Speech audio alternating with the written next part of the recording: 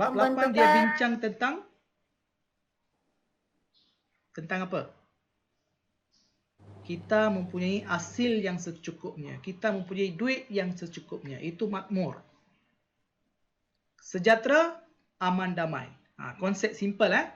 Sebab bab 7 tu kita bincang lebih kepada bagaimana kita gunakan pelbagai kaedah dari segi pendidikan, pelajaran, dari segi bahasa untuk menyatupadukan masyarakat. Bab 8 konsep dia bagaimana kerajaan menggunakan pelbagai program ekonomi. Dengan adanya pelbagai program ekonomi, mereka dapat menghilangkan, membasmi kemiskinan, okey, dapat mengembalikan keimbangan dalam ekonomi dan sosiopolitik. Dengan ini kita dapat mengeratkan hubungan masyarakat, seterusnya dapat mewujudkan perpaduan rakyat dan integrasi kaum itu wujud. Dan seterusnya membawa kepada kestabilan sosial, ekonomi dan politik. Itu tujuan utama mengapa kita belajar bab 8. Dan dalam bab 8 ni, cikgu dah belajar dah. Kita dah belajar tentang apa? Konsep. Yang belum dengar, okey, anda boleh tengok balik video saya dekat YouTube. Memang saya dah jelaskan. Jom fahami konsep. Konsep tu penting Jadi yang belum tengok, nanti tolong tengok. Yang kedua, kita belajar tentang pembentukan dasar ekonomi baru. Kenapa pembentukan dasar ekonomi baru? Sebab selepas pembentukan Malaysia ni, dia ada rancangan. Selepas kemerdekaan kita ada rancangan 5 tahun. Dia macam tak nampak hasil. Jadi perlunya satu lagi usaha, satu lagi rancangan dalam bidang ekonomi supaya membawa keseimbangan dalam ekonomi dalam kalangan masyarakat pelbagai kaum. Sebab tu mereka bawa dasar ekonomi baru. Mereka bentuk rancang. Lepas tu mereka laksanakan dasar ekonomi. Cara bagaimana, siapa yang terlibat, agensi apa yang terlibat, itu yang kita tengok. 8.3. Inilah kita nak tengok. Jadi awal-awalnya kita ada rancangan Malaysia, okey, untuk jangka masa 5 tahun dan jangka masa pendek. Lepas tu kita tak berhasil, tak nampak hasil. Okey, tak nampak hasil. Lepas tu mereka terpaksa buat satu lagi rancangan dasar ekonomi baru. Okey, berhasil, tetapi tak cukup, maka mereka rangka lagi satu rancangan yang dipanggil sebagai pembentukan dasar pembangunan ekonomi. Okey. Boleh faham? Boleh. Okey, pembangunan nasional dasar pembangunan nasional. Jadi awalnya selepas kita merdeka ada satu rancangan pembangunan ekonomi tapi tak berjaya. Apabila benda itu tak berjaya, kerajaan cadang ataupun bentuk satu lagi dasar rancangan untuk meningkatkan ekonomi dalam kalangan semua masyarakat, iaitu dasar ekonomi baru. Dan dasar ekonomi baru ni berjaya membuahkan hasil untuk memantapkan lagi dasar ekonomi baru. Mereka rangka lagi satu rancangan pembangunan ekonomi yang dipanggil sebagai dasar pembangunan nasional. Jadi ini bermaksud pembentukan dasar pembangunan ekonomi ni, nasional ni, merupakan sambungan daripada dasar ekonomi baru. Boleh faham apa itu TPN? Boleh. Boleh faham boleh. Okey, sekarang kita kalau dah faham, sekarang kita tengok latar belakang pembentukan. Siapa yang bentuk, bila dibentuk, itu yang kita nak tengok. Okey, latar belakang pembentukan. Jadi dasar ekonomi baru dia berfungsi 1970 sehinggalah 1990. Okey, berapa tahun tu? 70, 80, 20 tahun. Betul tak? Betul tak? Boleh nampak kan? Betul. Okey, saya tunjuk satu-satu nah. Okey, tak faham tanya Okey. Jadi usaha DB diteruskan dengan DPN. Jadi DB memang berjaya membuahkan hasil, tapi nak mantapkan lagi mereka rangka DPN. Untuk berapa tahun? Untuk 10 tahun, iaitu 1991 sehinggalah 2000. Okey? Bagaimana? Melalui rangka rancangan panjang kedua. Okey? Untuk menjadikan Malaysia sebagai sebuah negara maju berdasarkan wawasan 2020. Dan kita memang dah lebih dah wawasan 20. Sekarang 2021. Kita berjaya tak? Apa yang kita rancang, walaupun kita tak berjaya 100%, tetapi kita mampu berdiri teguh dalam kalangan negara-negara Asia Tenggara. Okey, mungkin disebabkan masalah ketidakseimbangan ekonomi global, okey, COVID, itu mungkin menyebabkan negara kita ketinggalan sedikit dari segi pencapaian, tetapi kita sebenarnya matlamat asal dan utama DEB dan DPN ni adalah untuk membasmi kemiskinan dan meningkatkan taraf hidup rakyat dan menyatu padukan rakyat. Dan benda ini memang kita berjaya. Okey? Okey, yang ni boleh faham? Boleh. Boleh, sir. okey. Boleh, sir? Boleh. Okey, kita tutup. Apakah matlamat dasar pembangunan nasional? Mencapai perpaduan negara melalui pengagihan kekayaan, melalui pembangunan yang seimbang. Jadi, kalau kita tengok mungkin soalan dia boleh tanya apakah beza? Apakah kesamaan yang terdapat dalam dasar ekonomi baru, dasar pembangunan nasional? Okey, simple saja. Tujuan utama, matlamat utama mereka adalah mencapai perpaduan negara melalui pengagihan kekayaan negara. Yang paling utama mencapai perpaduan antara kaum. Inilah matlamat yang paling utama dasar ekonomi baru dan dasar pembangunan nasional. Beza tak? Tak beza. Sebab tu dia bawa daripada dasar ni, rentetan daripada sambungan daripada dasar ekonomi baru. Bagaimana nak mencapai perpaduan dalam negara? Melalui pengagihan kekayaan. Apabila semua orang dapat kekayaan, maksudnya pendapatan seimbang, itu akan memberikan kesyukuran kepada semua kaum. Apabila semua rasa gembira, perasaan benci sama benci, tak puas hati tak akan wujud, kita dapat elakkan, maka integrasi akan wujud. Integrasi ini akan merapatkan hubungan kaum. Hubungan rapat ini akan menyebabkan mewujudkan perpaduan kaum. Perpaduan kaum yang kuat ini akan memastikan kestabilan sosial. Kestabilan sosial yang merupakan asas pembangunan negara ini akan menstabilkan ekonomi dan juga politik. Apabila ketiga-tiga elemen ini stabil, maka negara akan mencapai kejayaan, kemajuan dengan pantas. Itulah matlamat utama mengapa kerajaan memberi fokus kepada pembangunan dan peningkatan ekonomi dalam kalangan masyarakat. Dia ingin elakkan ketidakseimbangan ekonomi dalam kalangan masyarakat. Bagaimana dengan pembangunan yang seimbang kepada semua wilayah, setiap negeri, setiap daerah, setiap kaum. Itu yang penting. Jadi matlamat DPN, matlamat di dasar ekonomi baru ini benda-benda penting dia boleh tanya. Okey, kita tengok. Ini saya dah beritahu dah. Melalui pembangunan seimbang antara negeri, antara bandar dengan luar bandar. Melalui apa? Rancangan Malaysia. Ke-6 dan ke-7. Jelas sekarang Jelas, sir. Ya, sekarang kita nak tengok objektif dia. Matlamat lain objektif. Mewujudkan masyarakat yang bersatu padu, mencapai taraf negara yang maju dalam semua bidang. Jadi kalau kita tengok matlamat ke, objektif ke, semua ni berfokuskan kepada apa? Untuk mewujudkan masyarakat yang bersatu padu. Inilah konseptual yang kita kena faham. DEB ke, DPN ke, tak kisah. Dua-dua ini memang menumpukan kepada fokusnya ke arah mencapai perpaduan dan keamanan. Ini kita kena faham. Mencapai taraf negara yang maju dalam semua bidang. Kenapa dia cakap? Kalau kita bersatu padu, bolehkah kita maju dalam semua bidang? Siapa boleh jawab? Siapa boleh jawab? Soalan ni siapa boleh jawab? Kalau yang dah sebelum ni join kelas saya, mesti boleh jawab. Siapa boleh jawab? Kalau kita bersatu padu, mengapakah perpaduan ini penting dalam memastikan negara kita maju? Mengapa? Dapat menstabilkan sebuah politik. Sorry? Ulang balik adik, ulang balik. Menstabilkan sebuah politik. Okey, adik masuk hari ini ke? Ataupun sebelum ni dah masuk? Ada juga lah. Okey, kita tengok balik Saya tunjuk yang ini. Inilah master dia, master. Konsep master dia. Boleh nampak ke? Kecil sangat ke? Tak boleh nampak. Boleh nampak. Okey, saya ulang balik ya bagi yang baru masuk. Mengapa kita perlu majukan ekonomi?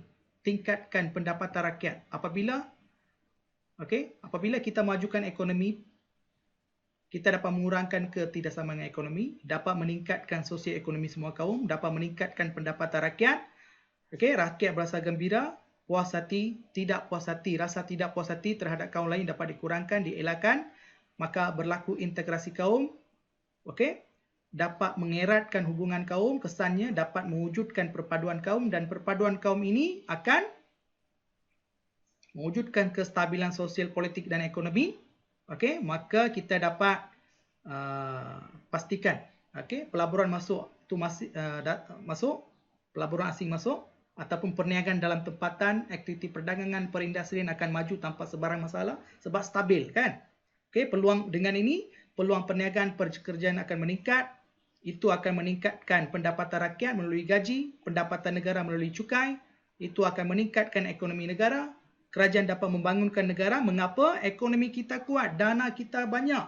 Duit kerajaan tu ada duit banyak, dia boleh bina macam-macam infrastruktur macam negara-negara Eropah.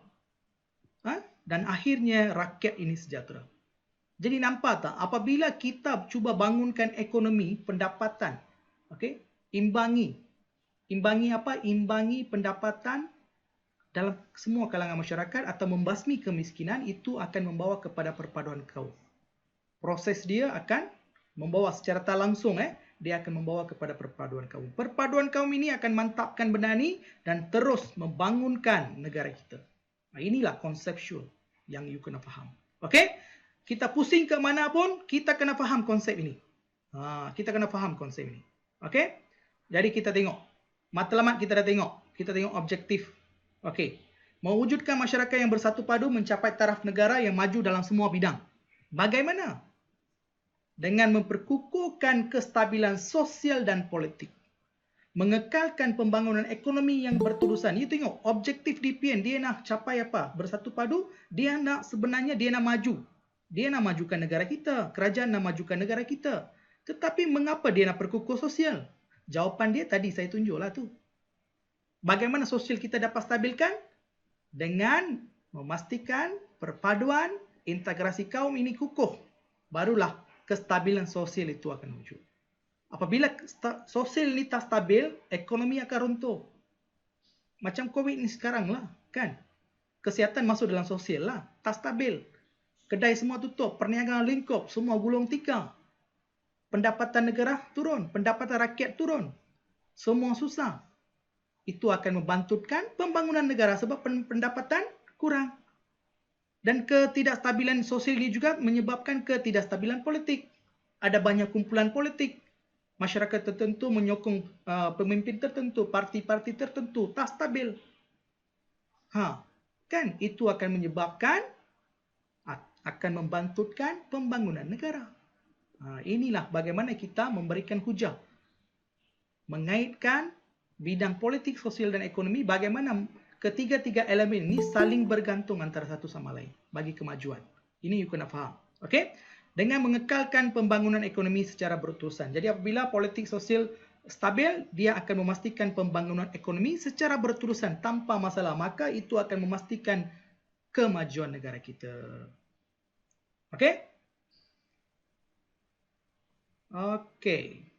Objektif sudah. Apakah strategi yang digunakan? Alamak.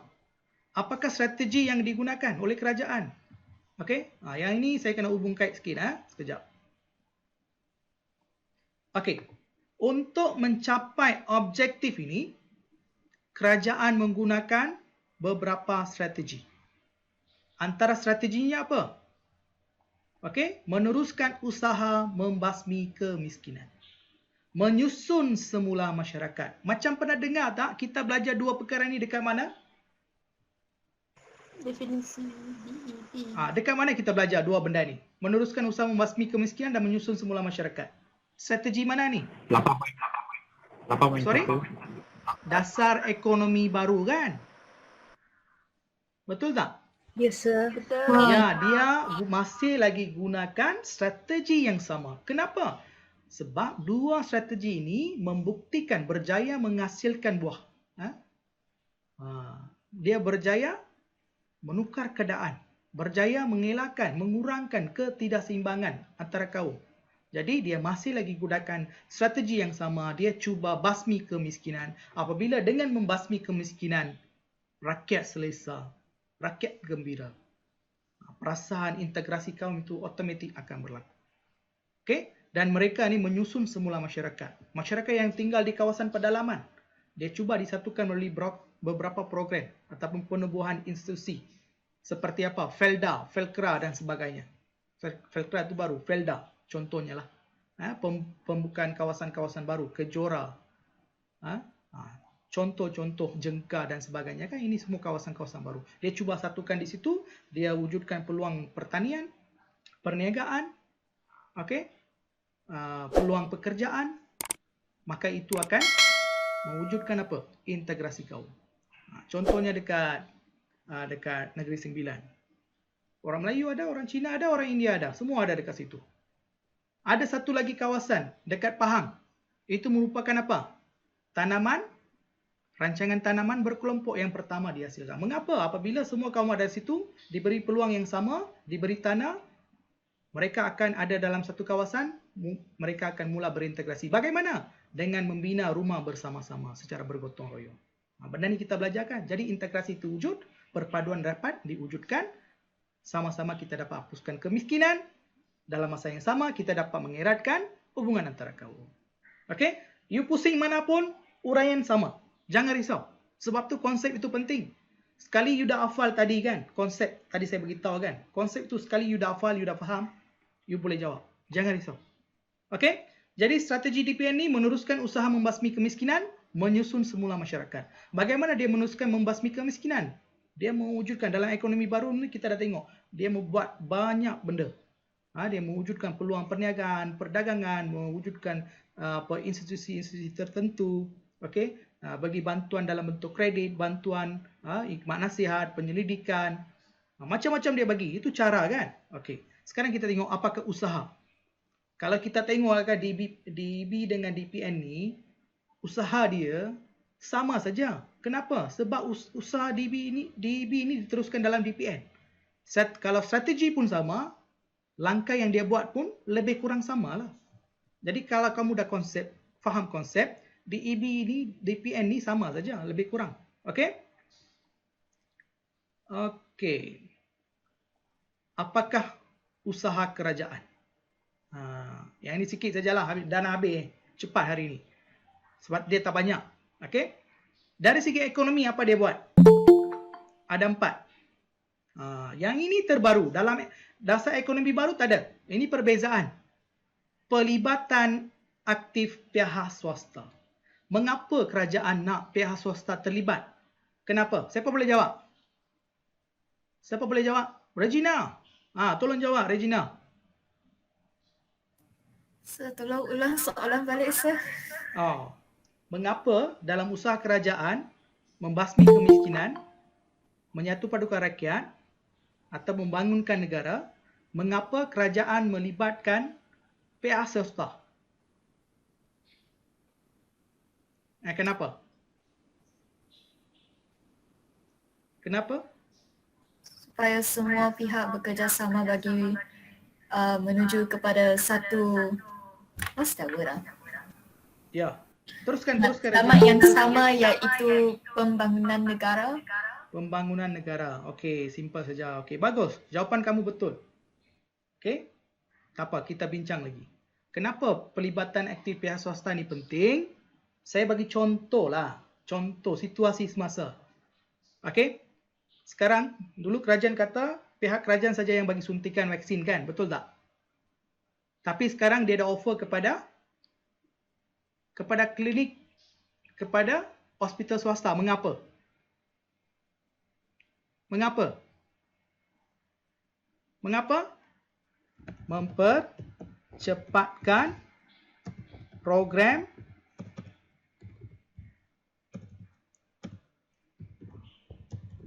vaksinasi. Dia dapat dicepatkan. Sama jugalah.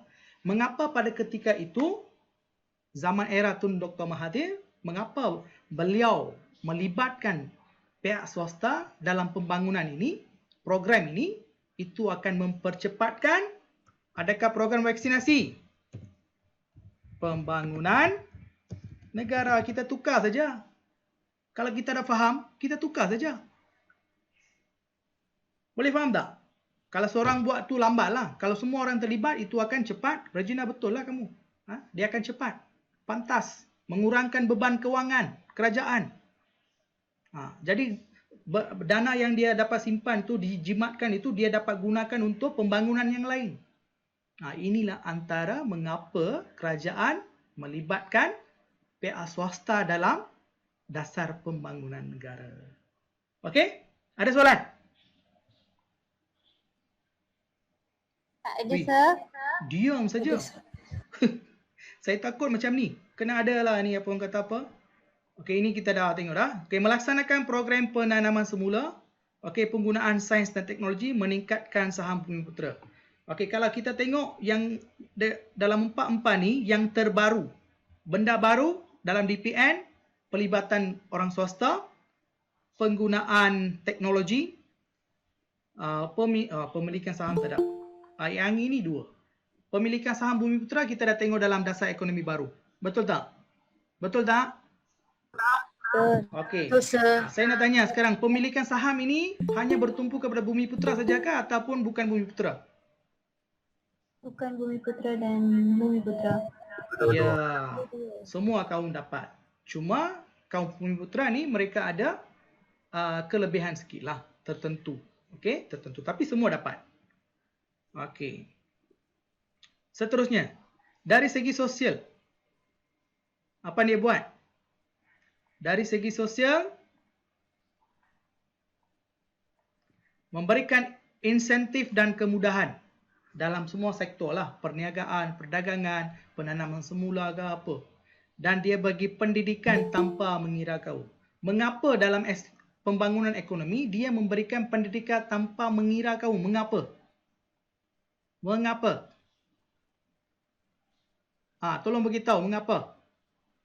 Untuk melakukan integrasi antara pelajar yang berlain kaum kan. Okey, lagi untuk memastikan ada integrasi dalam semua kaum. Lagi. Perpaduan Untuk Perpaduan. melahirkan generasi yang Okey, kita bincang ala kebat. Nak tak? boleh sir. Kalau soalan dia tanya, sejauh manakah pemberian pendidikan secara percuma kepada semua kaum tanpa mengira kaum ini mampu mewujudkan perpaduan dalam negara? Keyword dua saja. Apa dia? Pendidikan Perpaduan. percuma. Ya, betul. Pendidikan percuma, last result dia, apa dia? Perpaduan. Sekarang kita ada satu apa? Kita ada satu apa? Garis. Jangan tak garis. Apakah proses yang berlaku sampaikan boleh mewujudkan perpaduan? You kena think. You kena orang kata apa? Fikir. Bagaimana? Pendidikan percuma. Ini konsep lain sikit. Pendidikan percuma semua dapat. Betul tak? Apabila kita dapat pendidikan percuma, kita dapat apa? Rakyat dapat Bersyukur. Apabila mereka rasa bersyukur, kita dapat elakkan apa? Rasa ketidakpuasan. Ya, tidak puas hati. Apabila rasa tidak puas hati ini kita dapat elakkan, itu akan mewujudkan apa? Dapat tingkatkan Kerjasama. Berfahaman. Jangan takut nak jawab. Jangan takut nak jawab. Tingkatkan apa? Integrasi. Kita mula bersembang dengan orang lain. Kalau kita ni rasa tak puas hati, sekali pandang pun macam nak gaduh kan? Tapi kalau kita okey saja, dia pun dapat, saya pun dapat, okey saja, happy dua-dua. Jadi itu akan memberikan apa? Kita rasa bersyukur. Okey, gembira. Dan itu akan meningkatkan integrasi. Apabila integrasi ini wujud, kita dapat dekati kaum lain. Apabila kita dekati kaum lain, kita dapat apa dia? Fahami kaum lain. Antara satu Ya, sama lain itu dapat eratkan. hubungan. Ya, eratkan hubungan. Apabila hubungan erat, kita sudah jatuh cinta, betul tak? Betulkah salah ni? Maka Betul sir. sorry. Siap. Maka itu akan memastikan perpaduan ini wujud. Inilah cara kamu berfikir. Bawa keluar dua perkara daripada keyword daripada soalan kebat. You letak asing, tengah-tengah prosesnya macam mana? Senang saja kan? Susah kan macam ni? Senang saja. Tak, sir. Ya, ada soalan? Tak ada soalan ya? Okey, tak ada soalan tak apa. Ya. Adakah soalan? Tak ada. Tak ada. Oh, tak ada. Okey. Jadi dia memberikan insentif, dia memberikan pendidikan, dia mewujudkan masyarakat perdagangan dan perindustrian Bumiputera dengan mewujudkan IKS, industri kecil dan sederhana. Bagaimana dia meningkatkan atau mewujudkan masyarakat Bumiputera, masyarakat Bumiputera yang berdagang, yang ada industri sendiri. Asasnya dengan penubuhan IKS. Apabila mereka menubuhkan industri kecil dan sederhana, pelbagai insentif, latihan, bantuan, penyelidikan, pembangunan, semua kerajaan bantu, dan itu akan memberikan kekuatan kepada masyarakat Bumiputera untuk meningkatkan, memajukan industri mereka, dan seterusnya apabila mereka dah maju, mereka boleh berkembang menjadi sebuah industri yang lebih besar. Itu akan meningkatkan taraf hidup Bumiputera. Okey? Seterusnya membentuk masyarakat yang berdisiplin dan progresif. Bagaimana? Melalui program-program sosial dan memantapkan apa? Yang paling penting, kalau disiplin dan progresif, apa dia? Rukun negara lah. Dengan memantapkan lagi rukun negara. Okey? Ya. Sir, can you repeat it again? Yang mana satu? Yang sebab tu, sebab insentif serta kemudahan tu. Oh, pelbagai insentif. Okey, yang ini sekejap. Yang ini. Okey, mewujudkan masyarakat perdagangan, perindustrian dan Bumiputera kan? Yang ni faham tak? So not that. Pendidikan tanpa mengira kaum. Yang atas tu. Yang ini insentif Bawah. Oh, yang ini pendidikan. Oh, you nak sekali lagi dia punya apa huraian dia? Ya cikgu. Alamak, saya dah padam. Yang kurang jelas tu. Saya dah padam dah. Padam dah. Tak apa, nanti video tu dapat. You boleh rujuk dekat sana. Boleh Sebab kita ada soalan lagi, ada 4 soalan. Takut nanti terlewat. Okey, dia membentuk masyarakat yang berdisiplin dan progresif melalui pelbagai rancangan sosial lah. Yang paling penting kalau masyarakat yang berdisiplin, mesti kamu kena fokus kepada apa? Rukun negara. Jangan risau. Okey. Seterusnya kemudahan fizikal dan alam sekitar. Dia bukan hanya fokus kepada ekonomi dan sosial, dia juga fokus kepada alam sekitar. Yang ini saya nak tanya satu soalan kebat. Ini memang saya ada soalan lah. Siapa boleh jawab memang dia hebat. Okey, saya ada soalan, satu soalan, siapa boleh jawab, dia memang hebat. Kemudahan fizikal dalam sekitar. Fizikal tak apa, infrastruktur dan sebagainya. Untuk nak bangunkan negara, mengapakah dia perlu jaga alam sekitar? Apa kaitnya alam sekitar dalam pembangunan negara? Tolong beritahu. Jika alam sekitar di sesebuah negara tu mantap, kita dapat menarik perhatian pelancong. Dan dari satu segi perspektif tu, kita dapat menambah pendapatan untuk negara kita melalui pelancongan tersebut. Okey, bagus. Ini salah satu jawapan yang menarik. Bagus. Lagi. Jana idea. Apa kaitan alam sekitar dengan pembangunan negara? Tolong jawab. Tolong jawab. Ada tak? Rujuk buku teks pun tak apa. Dari Pelancong. Okey, lagi?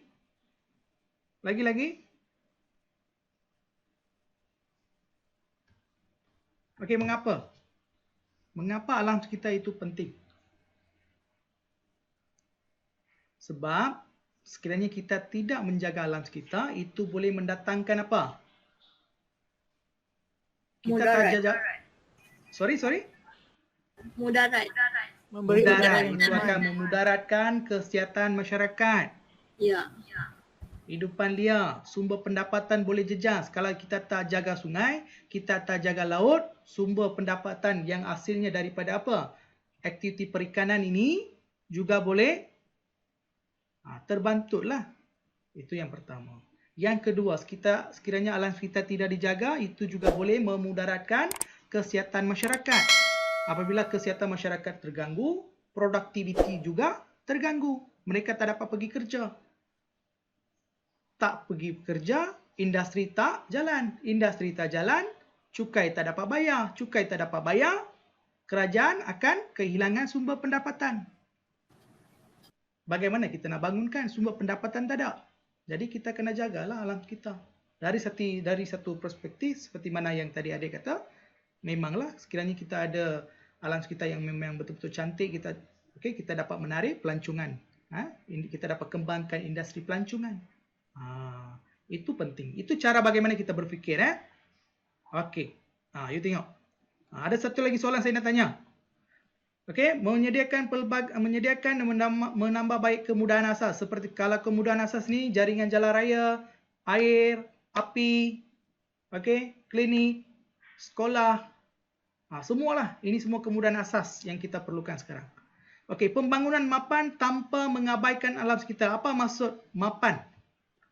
Dan tanpa mengabaikan alam sekitar. Apa maksud mapan? Tanpa mengubah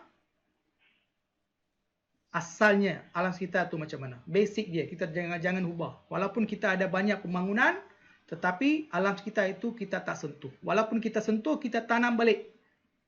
Kita replace balik. Itu maksudnya pembangunan mapan. Okey, tak ubah-ubah. Okey, boleh faham? Jadi topik hari ini kecil saja. Dan bagi saya topik ini tak susah lah. DPN ni sikit saja, tak susah. Dia macam betul-betul kalau you dah kuasai dasar ekonomi baru. Sekiranya orang yang baru masuk hari ini tak faham yang ini, tolong tengok video sebelumnya. Daripada bab 6. Daripada bab 7. Baru you akan faham. Okey? Jadi ini dah settle. Sekarang kita nak bincang soalan. Tapi soalan ni dia tak ada kaitan dengan dasar pembangunan negara. Soalan ni berkaitan dengan dasar ekonomi baru.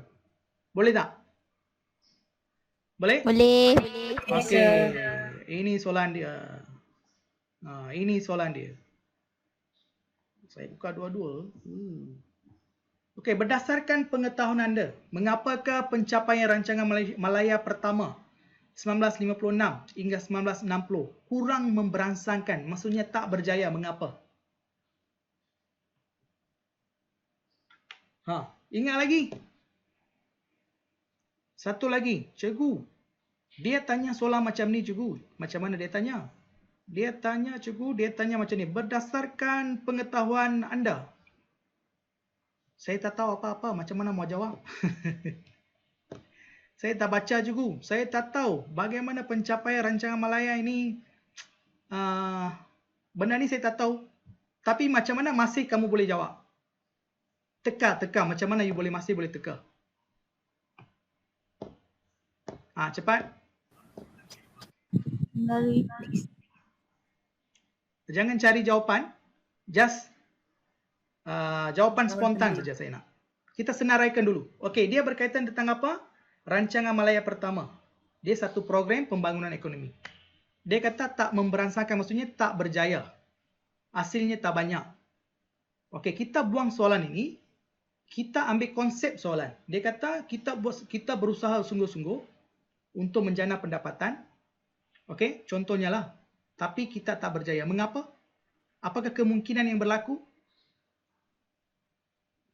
Apakah kemungkinan yang berlaku? Pendapatan yang mencukupi. Okey, tak ada pendapatan. Okey. Lagi? Kenapa seorang peniaga ni dia tak dapat meningkatkan pendapatan? Sekarang PKP, mengapa? Tiada pekerja. Tak ada Oh, tak ada bukan. Tak ada permintaan. Betul tak? Oh. Orang tak nak beli kan? Lagi. Melesitkan ekonomi. Oh, ekonomi meleset. Ekonomi meleset. Okey, ada kaitan. Lagi? Lagi. Sekarang kita sedang menghadapi masalah apa? Tidak mempunyai modal yang mencukupi. Okey, pendapatan, okey, modal, tak ada modal lagi. Lagi. Sekarang kita sedang menghadapi apa? Masalah apa? Masalah keselamatan kah? Masalah kesihatan? Kesihatan. Kesihatan tu maksudnya apa? Kesihatan. Selamat ke tak selamat? Tak. Tak selamat. Jadi ada masalah keselamatan. Okey, Dan cukup. kesihatan. Okeylah, tambahlah kesihatan. Okey, ini kita hentam saja. Saya letak bawah Saya kecilkan sikit. Boleh nampak ke kalau kecil? Ya, boleh nampak. Okey, sekarang kita tengok cadangan jawapan Ada kaitan tak jawapan? Pergaduhan antara Darurat. Ada tak? Ada tak? Masalah keselamatan kan? Ada, sir. Okey. Sejumlah pendapatan negara dialih kepada keselamatan negara. Tak cukup apa? Modal. Tak cukup pendapatan. Betul tak? Kejatuhan harga komoditi. Ekonomi meleset. Konsep kena tak? Konsep kena ke tak kena? Kena, sir. Kena kan? Cikgu, kalau saya tulis jawapan yang bawah tu boleh dapat markah ke? Tak boleh. Kenapa? Kita kena kaitkan idea ini dengan keendah soalan. Sebab tu saya kata, jangan hafal. Kalau kita memang dah faham apa itu rancangan Malaya pertama, situasi yang berlaku pada ketika itu, confirm lah benda ini kita boleh jawab. Tak payahlah hafal benda ini. Tak payah hafal. Otak kita sudah ada. Boleh faham? Boleh. Ini cara kita jana dulu, lepas tu kaitkan dengan keendah soalan. Jana dulu asas idea dia dari segi konseptualnya, lepas tu kita kaitkan dengan soalan. Sekurang-kurangnya you dapat. Tak ada modal. Memanglah tak ada modal sebab kejatuhan harga komoditi. Cuma kita tak tahu bahawa kejatuhan harga komoditi. Kalau ekonomi meleset, ini maksudnya ekonomi meleset lah. Okey? Pendapatan kurang lah, tak ada modal lah. Masalah keselamatan darurat lah, sama kena kan? Sekurang-kurangnya kamu dapat jugalah markah. Ini cara berfikir. Okey? Saya rasa kalau ada soalan boleh tanya. Okey? Kalau ada soalan boleh tanya. Okey, soalan 2. Tak boleh tutup. Okay. Buka semua, keluar semua. Berdasarkan pengetahuan anda juga. Macamlah kita tahu semua. Kan? Okey, apakah kepentingan dasar ekonomi baru ni terhadap kemajuan masyarakat di negara kita? Kalau you orang dah memang konseptualnya dah faham tadi, bagaimana pendidikan boleh membawa kepada kebaikan pembangunan negara? Sekarang you pun kena tahu juga mengapa ekonomi baru ni penting. Mengapa? Dapat membuka peluang pekerjaan. Ya, apabila kita dapat membuka okey, saya type sini boleh ya? Kita Boleh. interaksi, kita letak jawapan di sini dulu. Nanti kita tengok betul tak. Okey.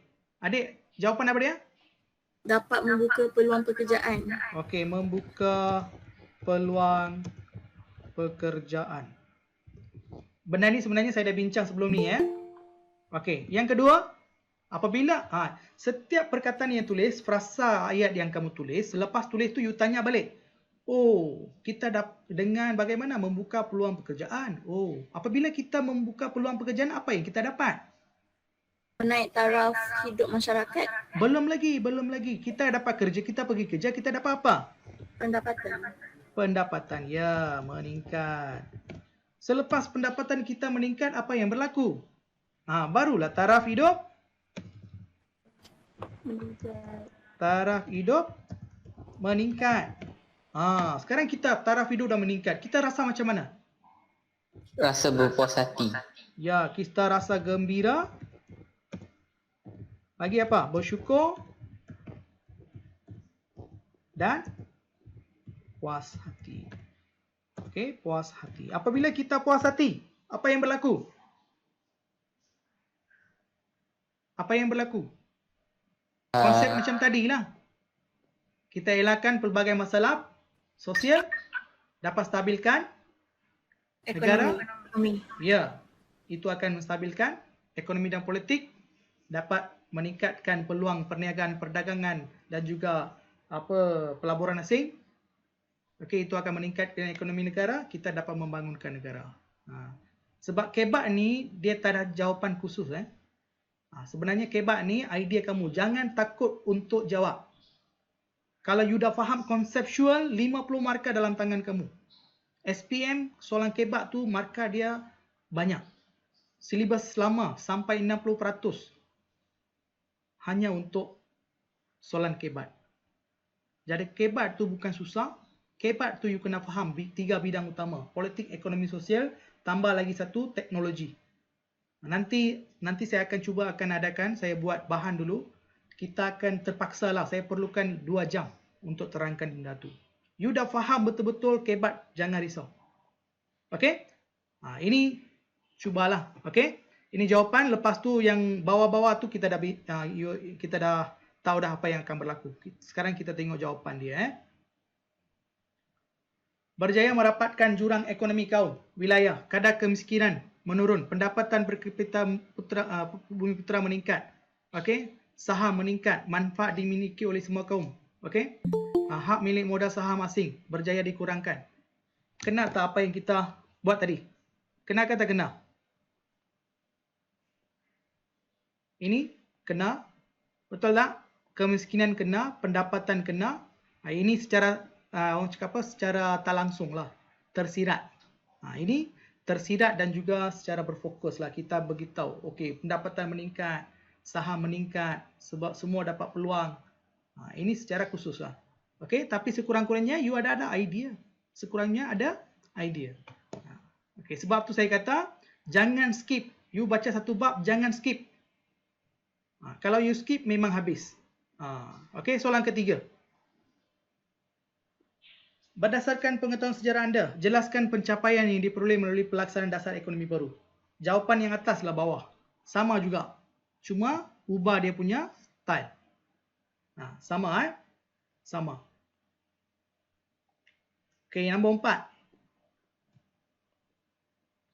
Langkah kerajaan menubuhkan amanah rakyat, MARA, untuk membangunkan masyarakat melalui Rancangan Malaysia Pertama 1966-1970 adalah satu tindakan yang bijak. Kemukakan alasan anda. Soalan macam ini, you kena ada fakta. Walaupun ini soalan kebat, you tak boleh hantam. Kenapa? Siapa boleh jawab? Kenapa kita tak boleh hantam? Sebab soalan tanya alasan. Alasan satu dan kamu terikat dengan apa? Isu dia. You kena beritahu sebab dan kamu dah terikat dengan apa? Dia punya keendah soalan. Iaitu apa? MARA. MARA ini.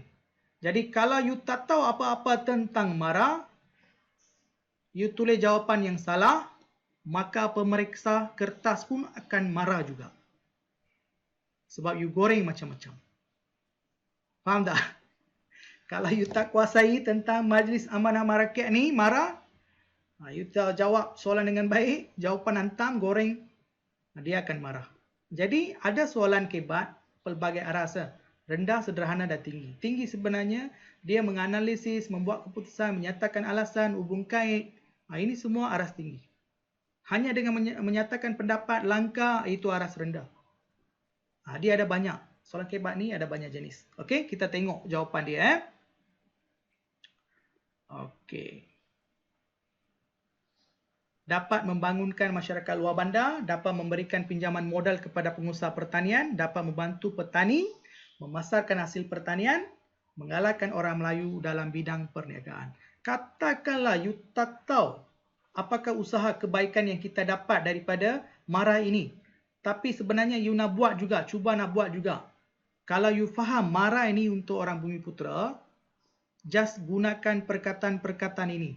Dalam dasar ekonomi baru, dasar pembangunan nasional ni, perkara penting yang kamu harus lakukan ialah, ingat kata kerja ini.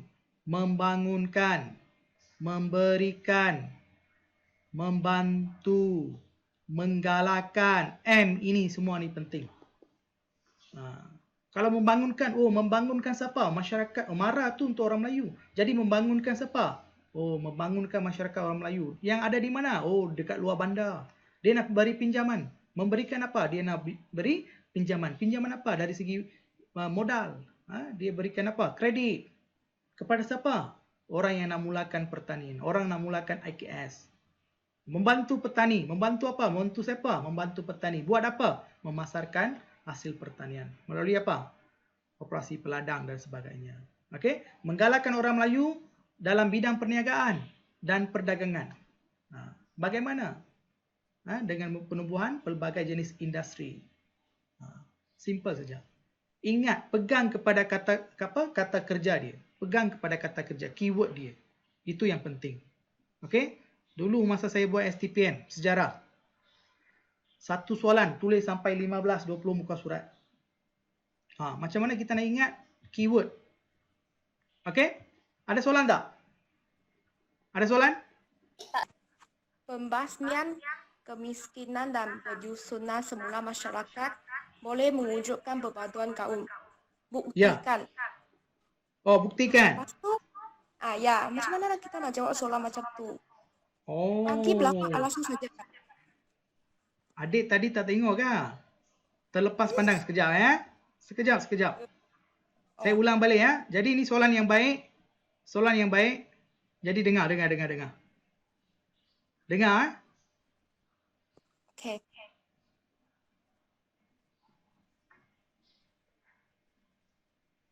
Sekarang sebelum kita pergi tengok konsep, kita tengok pelaksanaan DEB Jadi adik kata apa? Bagaimana tindakan membasmi kemiskinan dan juga Chong, respon. Membasmi kemiskinan dan penyusunan semula masyarakat. Penyusunan semula masyarakat. Okey, kita tengok di sini Jadi kena faham konsep DEB dulu. Baru boleh jawab. Bagus, terima kasih. Kita nak macam ni, interaksi Okey, yang ini meningkatkan, ini membasmi kemiskinan. Ini membasmi kemiskinan. Okey? Yang ini saya tukar kalah.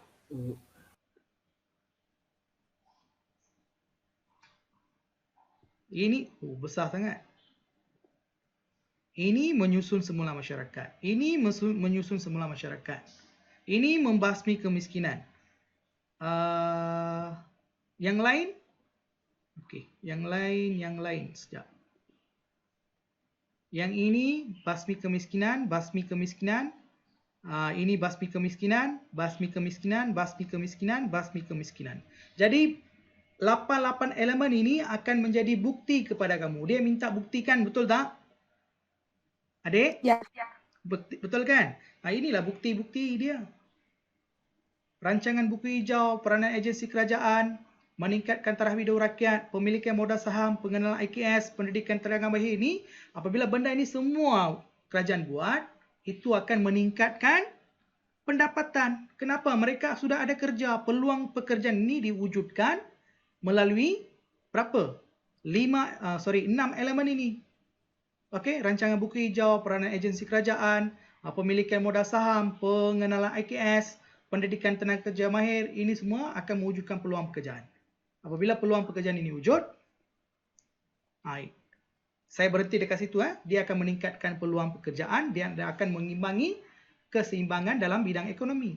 Apabila mereka membuka kawasan baru, felda dan pembangunan wilayah, masyarakat yang tinggal, ini maksud menyusun semula masyarakat. Dia ambil masyarakat yang tinggal kawasan pedalaman, dia ambil, dia kumpul, dia letak dekat satu tempat yang dipanggil sebagai felda ataupun kawasan pembangunan tanah. Kejoraga, Okey, Tenggara ke. Ini kawasan-kawasan dia kan. Dia susun semula masyarakat. Apabila dia susun semula, dia bagilah wujudkan peluang pekerjaan, tanam kelapa sawit, getah. Okey? Itu akan meningkatkan apa? Mewujudkan peluang pekerjaan, pendapatan dapat. Jadi setiap kaum dapat apa? Pendapatan. Setiap kaum dapat sama rata. Itu akan mengimbangi sosial dan ekonomi dah seimbang. Okey. Boleh faham? Setakat ni boleh faham? Chong? Boleh. Chong boleh faham, Chong? Boleh. Boleh okey. Tak apa, tak faham tak apa. Tak faham tak apa. Okey, sekarang kita pergi dekat konsep. Kita sambung dekat konsep. Itu huraian kamu. Ini akan jadi bukti kamu, contoh kamu. Okey, ini akan menjadi contoh kamu dan ini akan jadi huraian kamu. Tadi kata apa? Melalui pelbagai program seperti Felda, okey, Felkra, saham dan sebagainya, itu berjaya buat apa? Mengurangkan ketidakseimbangan ekonomi, dapat meningkatkan sosioekonomi semua kamu happy. Sebab apa? Pendapatan ada. Pendapatan meningkat, mereka berasa gembira, syukur. Jadi apabila sebelum ini, mengapa 13 mini wujud? Ataupun sebelum itu, mengapa integrasi kaum tak ada? Mengapa perpaduan itu kurang? Sebab setiap kaum ini ada perbezaan dari segi apa? Pendapatan, duit. Satu kaum kaya saja, satu kaum ketinggalan, satu kaum bolehlah cukup makan. Jadi apabila macam ni, dia kata apabila kita tubuhkan negara kita ni, kita rasa semua sama, tapi keadaan tidak mengizinkan. Okey, wujud perbezaan dari segi sosioekonomi. Jadi seorang kaya, seorang tak kaya itu mewujudkan apa? Rasa tak puas hati terhadap kaum lain. Dia benci kaum lain. Jadi apabila dia benci, dia akan seimbang tak? Dia akan berinteraksi tak? Berkomunikasi tak? Dia takkan komunikasi kan? Dia akan takkan komunikasi lah. Jadi untuk mengelakkan benda ini berlaku, maka kerajaan mencadangkan langkah-langkah berikut. 8 langkah itu dalam dasar ekonomi baru tu. Itu bukti kamu. Jadi benda tu kerajaan dah buat, sekarang semua dah dapat, maka akan wujud apa? Integrasi kaum. Apabila mereka mula berkomunikasi, integrasi maksudnya berkomunikasi, itu akan mengeratkan hubungan kaum. Itu akan mewujudkan perpaduan masyarakat. Kalau soalan minta setakat perpaduan, you berhentilah dekat sini. Berhenti dekat mana? Jangan sambunglah. You berhenti dekat sini saja. Kalau dia tanya bagaimana benda ni boleh membangunkan negara, you sambunglah huraian kamu ataupun you sambunglah sampai akhir. Membangunkan negara. Kalau dia letak bagaimanakah dasar ekonomi baru mampu mewujudkan kesejahteraan kepada rakyat, you pergilah, berhentilah dekat sini. Kalau dia tanya kestabilan sosioekonomi, berhenti dekat sini. Okey, kalau dia tanya bagaimana dasar ekonomi baru boleh mewujudkan interaksi kaum, you berhentilah dekat sini. Kalau perpaduan, berhenti dekat sini. Kalau pernah meningkatkan pendapatan, you berhenti dekat sini. Jadi, konsep yang penting. Ini semua proses. Chong, boleh faham? Boleh. Boleh sikit-sikit Cikgu, Boleh, saya ada satu soalan lagi, boleh tanya Kak? Boleh, tak ada masalah. Saya rela. Ya, cikgu, kalau kita jawab soalan ini, mesti jawab dalam bentuk esei Kak? Atau Ya, tulis betul. jawaban saja? Ya, Sebab kita biasa ada- kan saya guna itu dash. Saya terus tulis jawaban saja. Oh, tak boleh, Lepas tak tu boleh. cikgu kurangkan markah saya loh. Dia bukan kurangkan, dia tak bagi. Ya, setengah markah saja. Ah, 0.5 markah. Ya. Kenapa? Okey. Ini pesanan saya sebenarnya. Ini pesanan saya. Orang mungkin tanya, cikgu, tak adakah teknik? Cikgu, tak adakah kaedah mudah kita nak kuasai sejarah? Hanya dengan satu, fahami konsep, you boleh kuasai sejarah. Kalau you nak hafal, you tak faham konsep, dia tukar saja keyword satu, habis, tak boleh jawab. You akan jam. Jadi kita kuasai tajuk, subtajuk ni kita kuasai habis-habisan. Orang yang ikut saya dalam 2-3 kelas ni, saya rasalah, saya yakin dia faham betul-betul. Saya tanya soalan macam mana pun, dia dah tahu dah keyword dia. Macam tadi saya tunjuk konsep tu kan. You dah tahu dah keyword dia. Lepas ni mesti ini. Lepas ni mesti ini. Proses dia. You dah tahu dah. Jadi dia tanya ikut mana pun, you boleh jawab. Itulah yang kita nak. Bukannya pelajar yang hanya bergantung kepada apa? Soalan sport ke apa ke? Itu akan bahayakan diri kita. Itu akan bahayakan diri kita. Jadi kita kena bersedia dengan knowledge bab sesuatu bab. Matlamat mengapa kita belajar bab itu. Kalau you dah faham, dia tanyalah macam-macam. You boleh jawab. Confirm you boleh jawab. Dia kona mana pun, you pun boleh kona. Jawapan tu ikut dia saja.